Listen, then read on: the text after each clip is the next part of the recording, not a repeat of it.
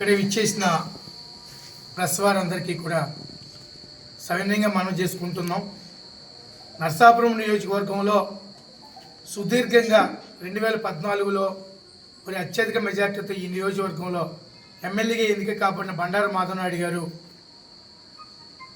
ఆయన ఈరోజు 26/10/2025 తారీఖున అల్లూరి కళ్యాణ మండపంలో జరిగే AMC marketing yard committee chairman ప్రమాణ స్వీకారోత్సవానికి మరి ప్రోటోకాల్గా కానివ్వండి, మరి వేరే విధంగా కానివ్వండి, ఒక మాజీ ఎమ్మెల్యే అదే పార్టీలో కొనసాగుతున్న వ్యక్తిని ఈ యొక్క ఇన్విటేషన్లో వేయకపోవడం అన్నది హాస్యాస్పదంగానూ ఆశ్చర్యంగా అనిపించింది.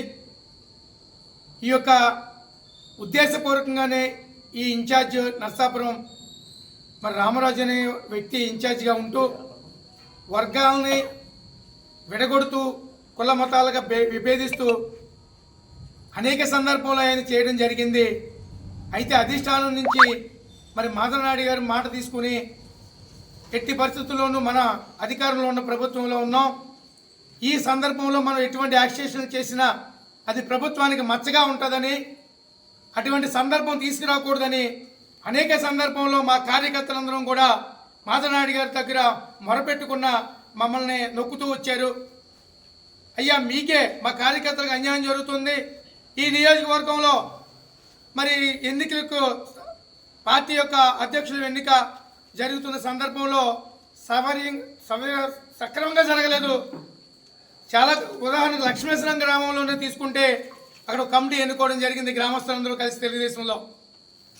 అది కాదని 2 నెలలు తాత్సార్యం చేసి మరొక కమిటీని ఏర్పాటు చేసి ఆ కమిటీని పైకి పంపించడం జరిగింది.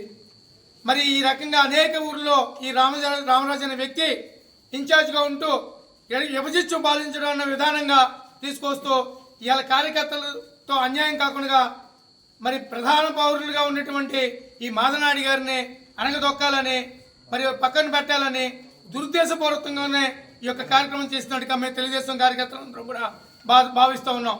మాతో పాటుగా కూటమిలో ఉన్న అనేక మంది ఈరోజు ఎలక్ట్రానిక్ మీడియాలోనూ మరి ఇన్స్టాగ్రామ్లోను వాట్సాప్లోను అనేక సందర్భాల్లో ఫేస్బుక్లోనూ కూడా నిరసన తెలియజేస్తూ ఉన్నారు. అయ్యా, అధిష్టానానికి మంత్రి రామరాజు గారు మరి జిల్లా అధ్యక్షులు తెలుగుదేశం పార్టీ, మరి మీరు కూడా ఈ ఇన్విటేషన్ మీకు కూడా అందే ఉంటుంది, మరి మీరు కూడా దీని మీద ఏ చర్య తీసుకున్నారని కూడా మిమ్మల్ని ప్రశ్నిస్తూ ఉన్నాం. అదేవిధంగా అనేక మంది మంత్రులకు మరి ఈ ఇన్విటేషన్ వెళ్ళే ఉంటుంది. ఇన్ఛార్జి మంత్రిగా గొట్టిపాటి రవి గారు ఉన్నారు ఈ జిల్లాకు, మరి మీకు కూడా ఇన్విటేషన్ వచ్చి ఉంటుంది, దాన్ని కూడా మీరు పరిశీలిస్తారని ఆశిస్తూ ఉన్నాం. అలాగే మరి పల్లా శ్రీనివాస్ గారు ఉన్నారు ఎమ్మెల్యే గాను, మన పార్టీ అధ్యక్షులు గాను, వారు కూడా ఈ ఇన్విటేషన్ వెళ్ళే